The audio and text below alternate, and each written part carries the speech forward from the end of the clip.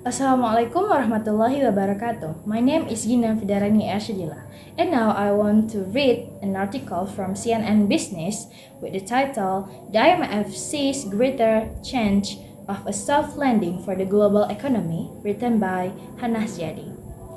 The International Monetary Fund or IMF sees better odds that central banks will manage to tame inflation without tipping the global economy into recession, but it warned Tuesday that growth remained weak and patchy.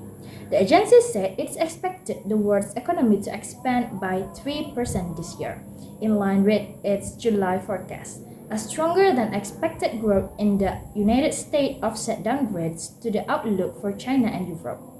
It shaved its forecast for growth in 2024 by 0.1 percentage point to 2.9 percentage. IMF chief economist Pierre-Olivier Gourinchas told journalists it was too early to assess how the latest conflict between Israel and Hamas, which has now claimed at least 900 lives in Israel alone, could affect economic growth in the region of the rest of the world. He said the IMF was monitoring the situation, noting that the agency's later world economy outlook had been finalized before fighting broke out.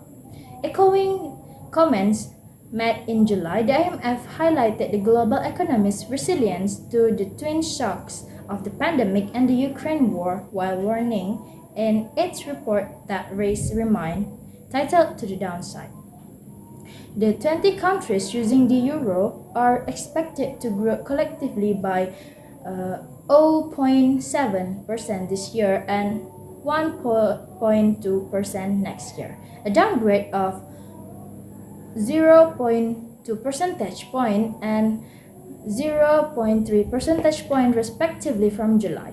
The IMF now expects China to grow 5% this year and 4.2% in 2024, down from 4.2% and 4.5% previously.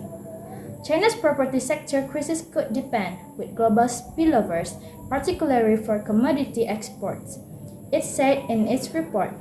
By contrast, the United States is expected to grow more strongly this year and next than expected in July.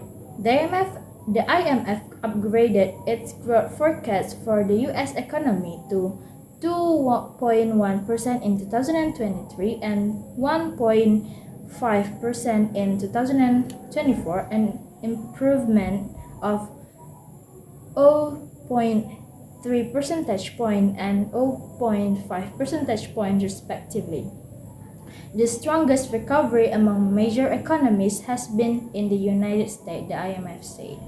Now, I will explain my opinion about the previous article. The International Monetary Fund or IMF predicts a global economic growth rate of 3% for this year, with the US leading in recovery while Europe and China face downgrade revision.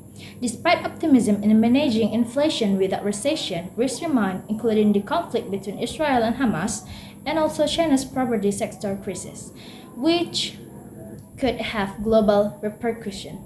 The IMF underscores the resilience of the global economy but warns of continued downside risk.